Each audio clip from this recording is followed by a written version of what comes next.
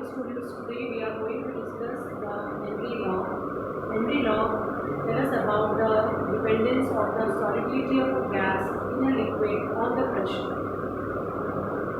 Henry gave a rule that law that the solubility of a gas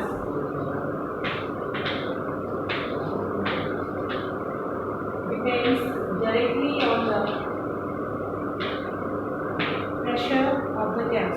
So if the pressure will increase, then the solubility of the gas in a given solvent is going to increase, and that too at a particular temperature.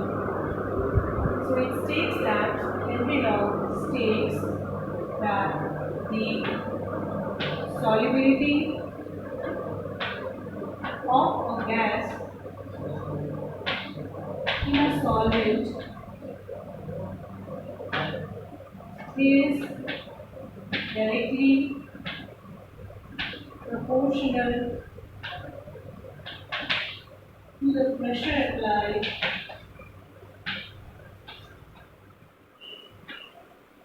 at constant temperature.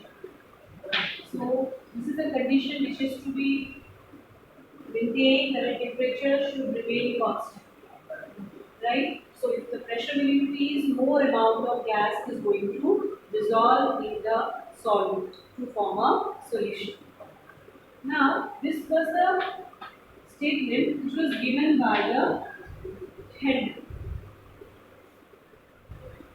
Dalton, who was a contemporary to Henry,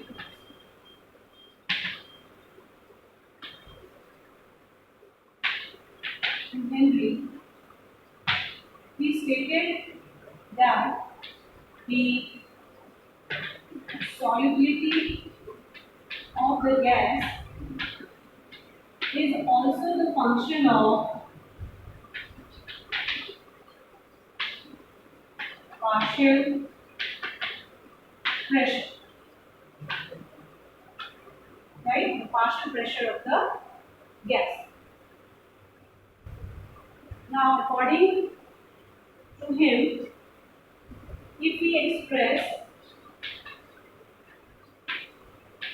the solubility of the gas in terms of the mole fraction, right? Then the the mole fraction of the gas that will be dissolved will be directly proportional to the partial pressure of it. So if the solubility of a gas is expressed, if we just express solubility of the gas in terms of partial pressure, sorry, in terms of mole fraction here,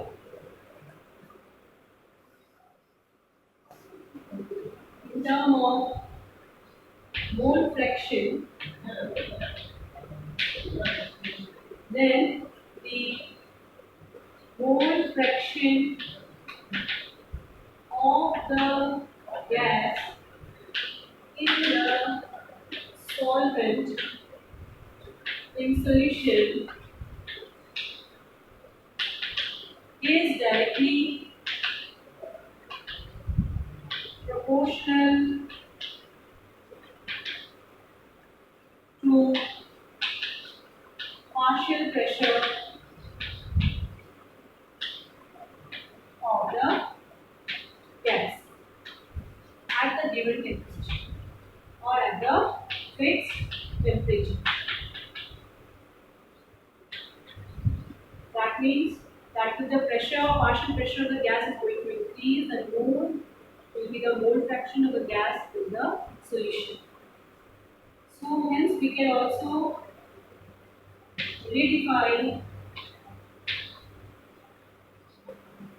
Henry law as the partial pressure of the gas in vapor phase. Also the board is completely visible. So the partial pressure of the gas in vapor phase is directly proportional to the mole fraction of the gas at a given temperature.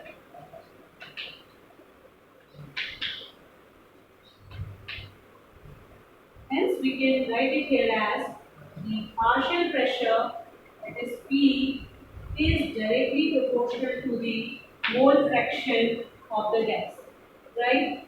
Now, if we remove the proportionality sign, so we have to put here a constant, and that constant, since this law is the Henry law, so the constant is being known as the Henry's constant. So, if we remove the proportionality sign there, so that time the partial pressure is like equal to Kh, that is Henry's constant, into mole fraction. Now this Henry constant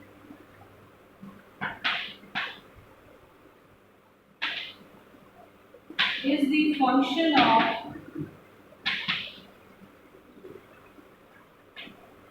nature of gas.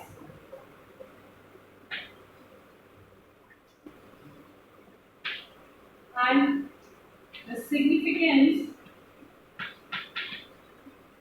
of Kh is it by knowing the value of Kh, we can predict the solubility of the gas in a given solid. So Kh, it predicts the solubility of gas. So you can see here that Kh is how it will be related to the mole fraction, it will be related inversely, right? And mole fraction it just expresses the solubility of the gas, right? So Kh, so if we just here write the equation for Kh, it will be partial pressure upon X. So you can see here that Kh and X, that is the mole fraction, they are inversely proportional to one another. So greater the value of Kh, solubility of the gas will be less. So if Kh value is high, it indicates the less solubility, right? And if it is less, so it means the gas is will be more soluble, right? At a given temperature. So you know that in the cold climate or cold climate areas, the fishes or aquatic life are more comfortable in the cold waters. Right, student? So you can just relate it with the pH. That is, pH is the Henry's constant, and it depends upon the nature of the gas. And just think that why is it so that the aquatic life is more comfortable in the cold waters, in the cold areas, right? Okay, now next comes that Henry law, what are the significance or what are the so not significance, what are the application of the Henry law, right? Now the few of the Henry law's application we are going to discuss.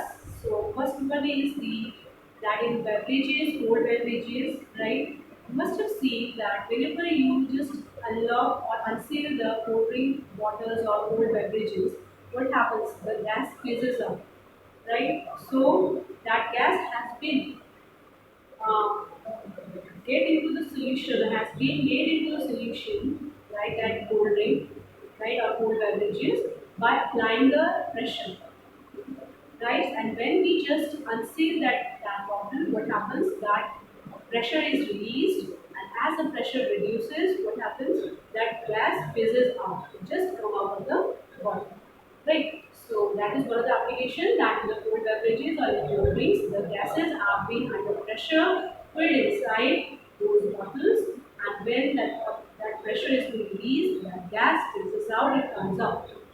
Second one is that whenever we must have heard that when the people go at high altitude, right, for living, right, they feel some difficulty in breathing. That breathing also they will have some muscle pain and thinking weakness will be felt, right, and thinking disability, or we can say they are not able to think so much clearly as they think in the plain areas, right? So that condition is known as anoxia. So student, anoxia is a condition which leads to the weakness, weakness along with the poor thinking in the high altitude. Now, what happens in the high altitude student? The partial pressure of the air or the gas, oxygen gas, it gets reduced over there. So it will be less available for breathing. So if the partial pressure is less, so what will happen? The less availability, or we can say the less solubility of that particular gas in that level of the atmosphere will be there. Now, student, third is that in sea diving, right? So in sea diving, the divers they carry the oxygen cylinder along with them. Earlier, it was mainly containing oxygen and nitrogen gas, right? So when they go into the sea, so with every layer beneath, the pressure is going to increase. So when the pressure increases, what will happen? Along with the oxygen, the nitrogen gas will also get dissolved in the blood, right? But when they come back to the surface, so the with every layer of coming back to the surface, what will happen? The pressure is going to get reduced. So when it gets reduced, so what will happen? The gases which were dissolved, oxygen gets changed, but nitrogen still remains in the blood. In the capillaries, the oxygen will be nitrogen will be remaining as it is. So when it pressure gets reduced, so that nitrogen gas will just bubble up and it just get a painful experience in the capillaries. So as a result, a pain is being felt.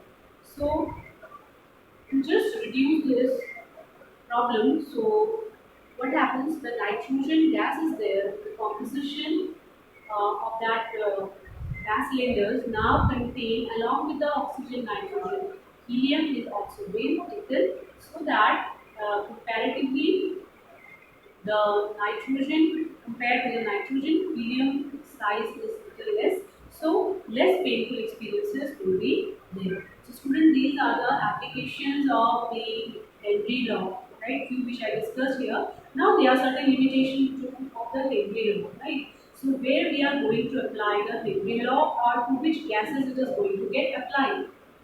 That means when we say application of it, that means where this relation is going to get best fitted. That is, partial pressure is directly proportional to the mole fraction.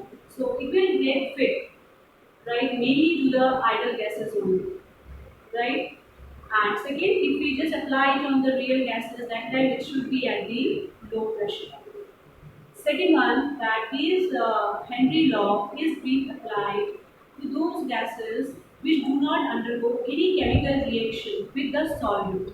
For example, if we take ammonia, when ammonia under pressure will be applied on the surface of the water, what will happen to it? Though it will follow the Henry law extent, but it will undergo the chemical reaction with water and will form ammonium hydroxide. So definitely here only pressure is not responsible for the ammonia gas to get into water. It is a chemical reaction also that is taking place. So Henry law will be not applicable to those gases where those gases in the solvent where they undergo the chemical reaction.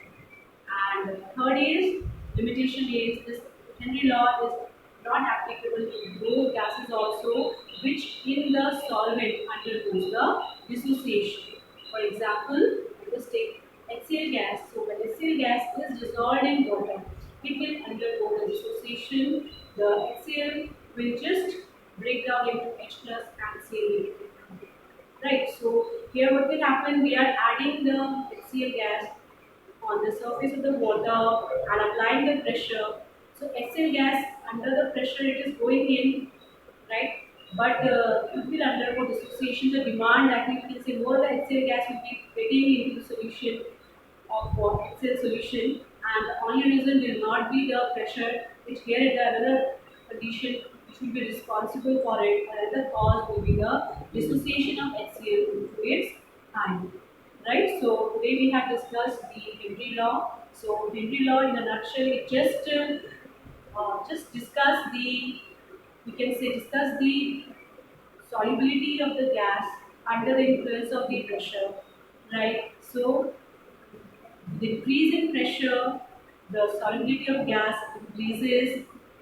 Solubility of the gas can be expressed in terms of mole fraction. So when it is in term of mole fraction, right? So if gas will be more soluble, so its mole fraction in that solution will be more, right? So mole fraction of a gas in a solvent in a solution increases with increase in the pressure applied or the partial pressure of the gas, right? We can just define the Henry law in terms of the partial pressure also. So partial pressure of the gas in the vapor phase, right, is directly proportional to the mole fraction of the gas, right? And we have to keep in mind that don't forget to write the at constant temperature or at a given temperature or at a particular temperature, right? And then we have discussed about the Henry law constant. The Henry law constant plays a very important role to describe the solubility of a particular gas in a solution in a solvent,